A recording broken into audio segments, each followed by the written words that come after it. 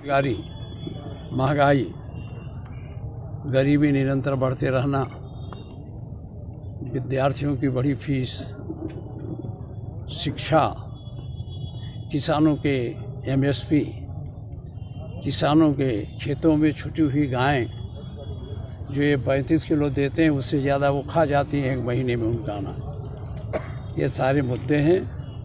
मुख्य मुद्दा है बेरोजगारी, महंगाई और शासन का भ्रष्टाचार।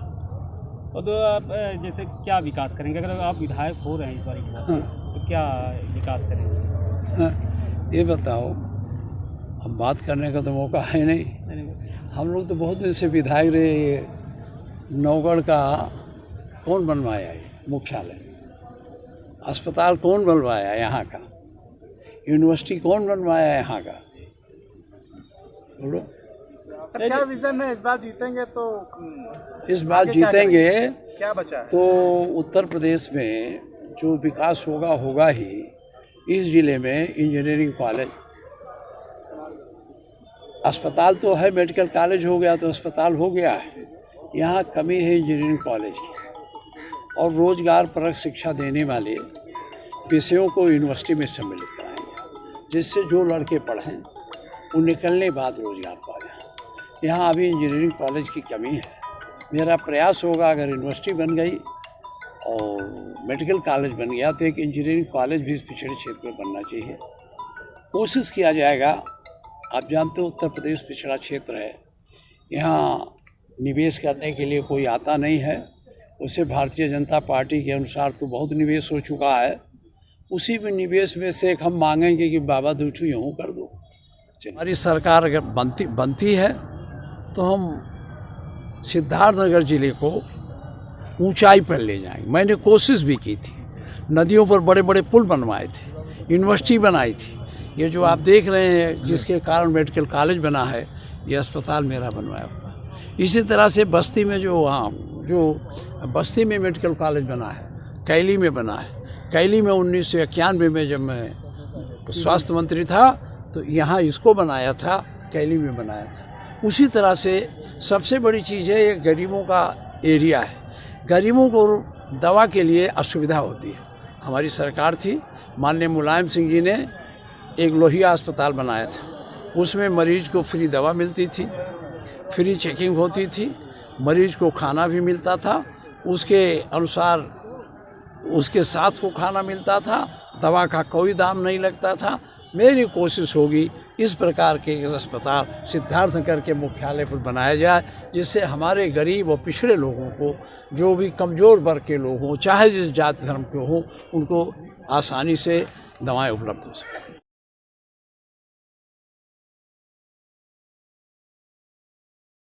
मुद्दों के साथ आप आ रहे हैं। मैं जो वर्तमान सरकार है, वर्तमान जो कपिल वस्तु के विधायक हैं, क्षेत्र में कोई विकास नहीं किए हैं। मैं जनता के बीच विकास का मुद्दा लेकर आया हूं और 2022 में जीतकर बहन जी को उत्तर प्रदेश का मुख्यमंत्री बनाने में कोई कोर कसर नहीं रखेंगे। अभी चंद दिनों पहले तक आप सपा की प्रचार प्रसार में लगे हुए थे। अभी आप मायावती जी को मुख्यमंत्री, क्या है इसके पीछे? सपा से मेरी नहीं बनी तो मैं बहुजन समाज पार्टी ग्रहण कर लिया। क्या विजन है आपका? क्या करेंगे यदि जीते? जनता ने आपको सही? कोई रीजन नहीं, टिकट नहीं मिला तो कोई नहीं। क्या विजन है? क्या आपने सोच बनाई है? यदि आप जीत गए तो क्या करेंगे आप? कपिल बस को विकास के पथ पर ला कर छोड़ेंगे। जो अब तक 10 साल तक विकास नहीं हुआ है वो विकास करके दिखा देंगे और जनता के सम्मान, सुरक्षा और स्वाभिमान को बचाने का कार्य करेंगे। क्या समस्याएं लगती हैं विधानसभा में?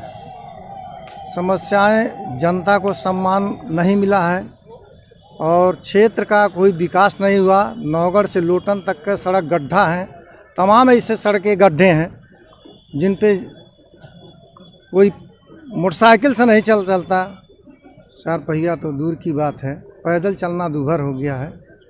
इसको हम मॉडल के रूप में बनाने का कार्य करेंगे। यदि हमारी बहन जो उत्तर प्रदेश के चीफ मिनिस्टर होंगे तो इस कपिल बस को मॉडल बना दूंगा। जनता ने आपका समर्थन किया तो सबसे पहला काम आप क्या करें, किस क्षेत्र में क्या काम करें? सबसे पहला क्षेत्र की जनता का सम्मान करते हुए जो जनता जिन सड़कों के लिए परेशान है उसको बनाने का काम करेंगे।